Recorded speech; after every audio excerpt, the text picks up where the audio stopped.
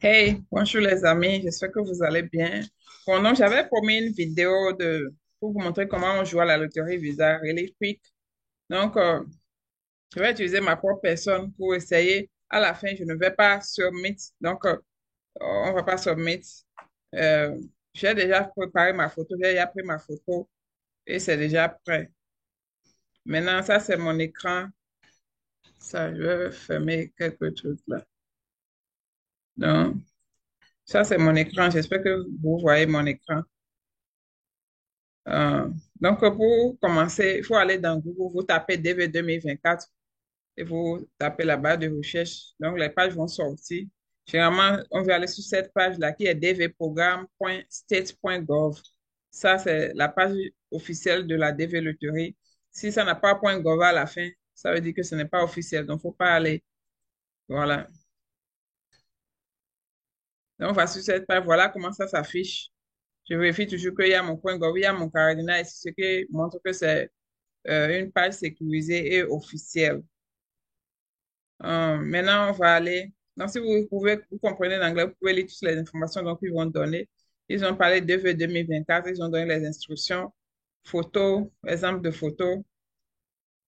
Puis de commencer, ils ont dit begin entry. Donc, tu commences l'entrée, c'est là. Après, quand les résultats vont sortir, vous pouvez checker vos résultats ici en bas. Donc, on va faire begin entry. Begin entry. Donc, d'abord, il t'envoie un code. Donc, tu vas mettre le code dedans.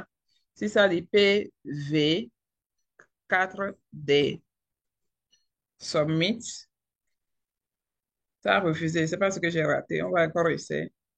Donc, je vois 6, 6 encore, je vois 9, je vois R, je vois C, je vois H et je vois R. Je vais revérifier. 6, 6, 9, R, C, H, R. On va essayer celui-ci. Je ne sais pas pourquoi l'autre a refusé. OK, ça a pris.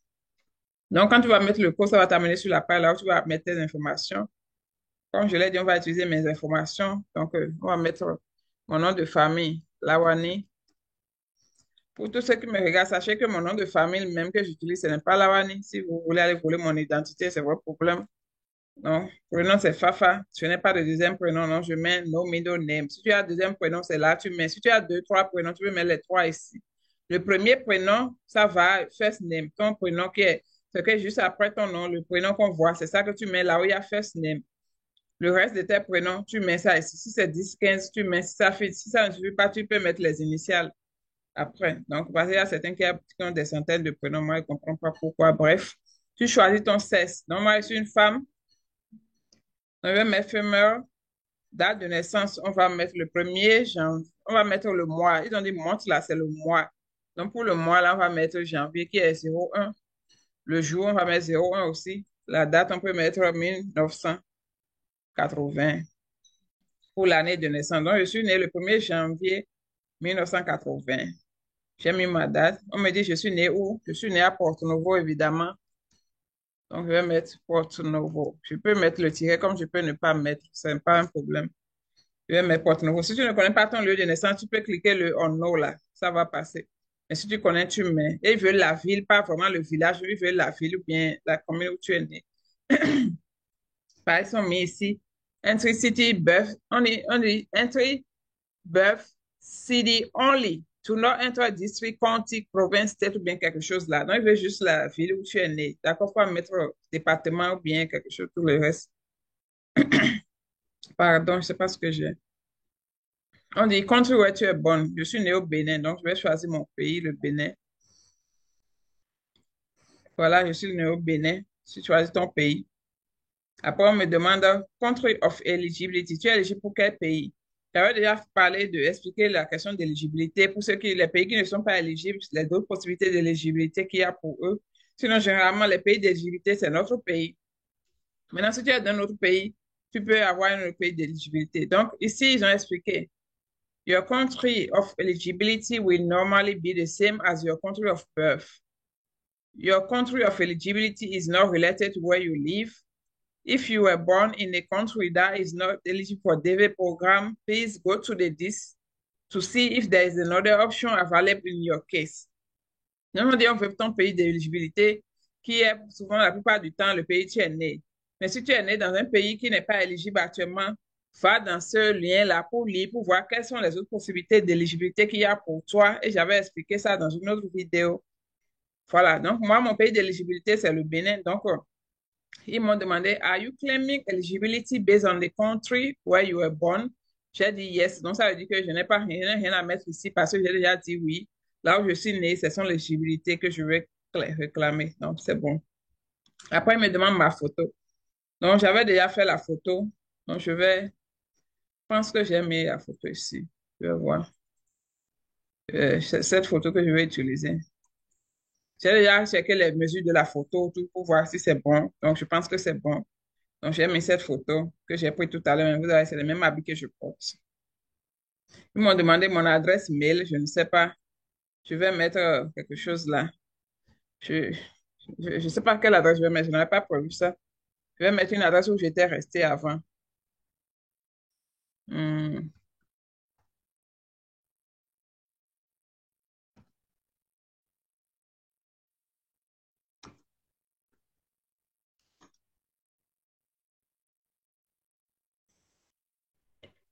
Le NI 1, c'est que, bon, si, par exemple, si tu habites quelque part et que peut-être c'est le nom d'une autre personne qui est sur le mail boss, mais toi, tu veux utiliser son adresse, c'est là où tu mets le nom de la personne ici.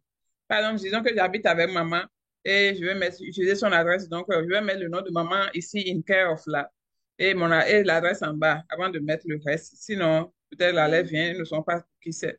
Mais si c'est directement ton adresse, tu laisses la première partie seulement tu mets directement ton adresse. Maintenant, là où ils ont mis optional, ça veut dire que euh, ce n'est pas obligatoire. Tu n'es pas obligé, c'est optionnel, quoi. C'est pas, comment on dit ça?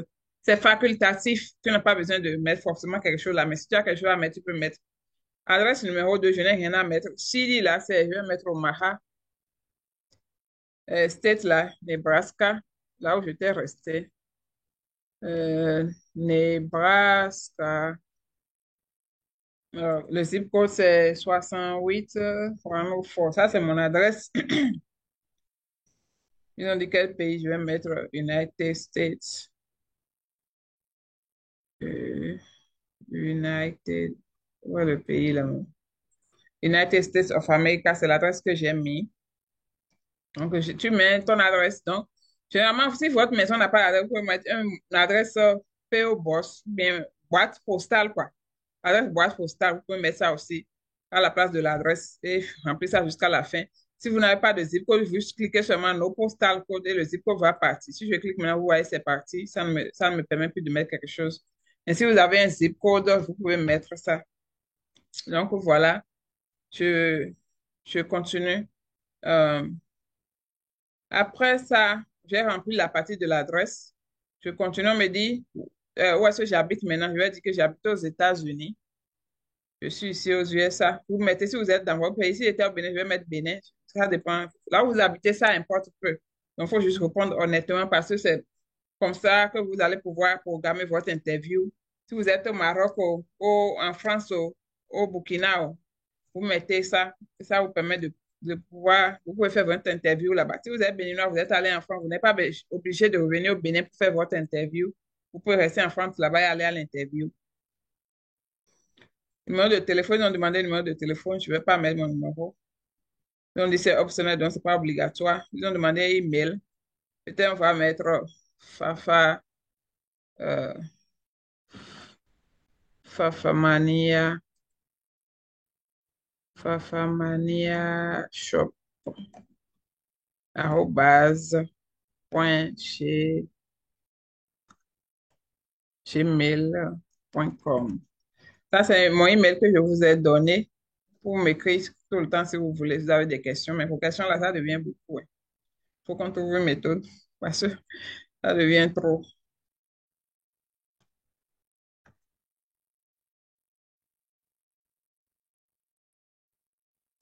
Donc, vous répétez l'email 2 fois. Ils ont dit de confirmer. Donc, vous répétez fafamaniashop, arrobase, gmail.com. Fafamaniashop, arrobase, gmail.com. Maintenant, l'email là, c'est vraiment, c'est presque la chose la plus importante dans toute l'application. Parce que quand les résultats vont sortir, tu auras ton numéro de confirmation, c'est vrai. Tu vas aller vérifier tes résultats, c'est vrai. Et tu vas aller déposer et que tu vas voir que tu as passé. Mais quand tu vas aller déposer ton DS, là, ils vont t'envoyer ta deuxième lettre là. C'est dans cet email que tu as pris pour jouer. Donc, ceux qui s'en vont, puis on joue pour vous, et puis vous rentrez chez vous sans les numéros de confirmation, sans email, tout là. Je ne sais même, il y a d'autres même, ils n'ont pas email, mais pourtant, ils ont joué pour eux. Je ne sais pas comment ils ont fait. Parce que quand les résultats vont sortir, c'est les emails qu'ils ont mis, que les informations vont aller, les deuxièmes lettres, tout ça est consort. Et maintenant, si tu n'as pas ton email, comment est-ce que tu peux savoir si tu as gagné, si ta deuxième lettre est là, mais quelqu'un va t'arnaquer, te demander d'amener des millions pour prendre tes résultats. Je vous ai dit ici, si vous jouez, quelqu'un joue pour vous, assurez-vous de prendre votre numéro de confirmation, assurez-vous que c'est votre email ils ont mis. Sinon, les gens vont vous arnaquer après. Moi, tous ceux à qui j'ai joué, je les ai toujours remis leur numéro de confirmation. Je les vérifié leur email multiples fois. Il y a quelqu'un qui m'a envoyé le email. Il m'a envoyé un email dans mon email, mais la fiche que je lui ai donnée de remplir, il a mal écrit son email. Donc, pour juste m'assurer, je suis allée vérifier. Est-ce que c'est avec cet email qui m'envoie des messages? Je me rends compte qu'il a mal fait. J'ai demandé, tu as deux emails? Il dit non, c'est un seul. Et tu m'envoies ça mal. Si moi, je remplis ça bêtement, après, tu vas me dire que mon tata, j'ai joué, j'ai gagné, mon résultat n'est pas venu, quelque chose. Donc, assurez-vous de mettre un email propre, s'il vous plaît. Bref, donc on va me demander quel diplôme j'ai. Actuellement, j'ai quoi? Je ne sais même pas. University degree, donc je vais mettre université degree. Le diplôme, là, c'est vraiment important quand vous sélectionnez. D'accord? Vous voulez sélectionner quelque chose qui est à partir de high school. Ne sélectionnez pas vocation parce que ici, ils ont dit, je vais pousser un peu en haut, ils ont dit, you must have a minimum of a high school diploma. Ça veut dire que tu dois avoir un minimum de bac que tu as passé. Ils ont dit, vocation school equivalent degree are not accepted. Ça veut dire que si tu choisis vocational, peut-être pas, pardon, par exemple, tu as fait une formation professionnelle, par exemple, là. Peut-être toi, je vais sélectionner high school ou bien quelque chose high school. Faut pas choisir high school, no degree. Faut pas choisir vocational school. Faut pas choisir primary school only. Les trois là ne vont pas te laisser passer. Donc, tu dois commencer soit high school degree, soit some university course, soit university. Ils savent qu'avant d'aller à l'université, tu as le bac. Donc, il faut choisir quelque chose à partir de là. Même si c'est pas le bac, c'est un diplôme professionnel qui est peut-être sur la liste de number 4 là. Il faut aller choisir quelque chose là-bas. Il ne faut pas choisir vocationnel. Je vous ai dit ça maintenant. Bon, moi, j'ai choisi university degree. What is current marital status? Donc, quel est mon statut marital? Si tu es marié, si tu es célibataire, tu mets unmarried. Célibataire, ça veut dire unmarried. Marry and my spouse is not US citizen. Si tu es marié, simple, tu es en Afrique là-bas avec ta famille, tu choisis marry and my spouse is not a citizen. Si tu es marié et ton spouse est citoyen américain, mais là, la green card, par exemple, moi, je suis ici, et puis mon copain au Bénin, il va mettre, et on était mariés, mon mari, par exemple, il va mettre Mary and my spouse is US citizen ou bien lawful permanent. Il va choisir ça. Si tu es divorcé, tu choisis. Si tu es veuf, tu choisis. Si tu es, vous êtes légalement séparés, mais vous êtes ensemble, mais vous êtes sur les papiers, vous êtes déjà séparés, tu choisis. En tout cas, ce qui vous correspond, vous choisissez. Tu choisis. Moi, je vais choisir un mari célibataire. On va demander combien d'enfants j'ai. Je, je ne veux pas mettre d'enfants parce que ça va être long. Mais je peux mettre un, juste pour vous montrer comment les trucs des enfants, ça sort. Donc, je peux mettre un enfant. Et je vérifie, je retourne un peu derrière. J'aime bien vérifier mon email. Fafamania Shop, j'aime bien, lisez bien votre email, je lis bien. Remplis, allez bien voir vos noms. Tout ça là, si vous avez bien mis. J'ai bien mis mon nom. Je n'ai pas de middle name. Tout ça là. Donc, je vais retourner en bas et faire continue.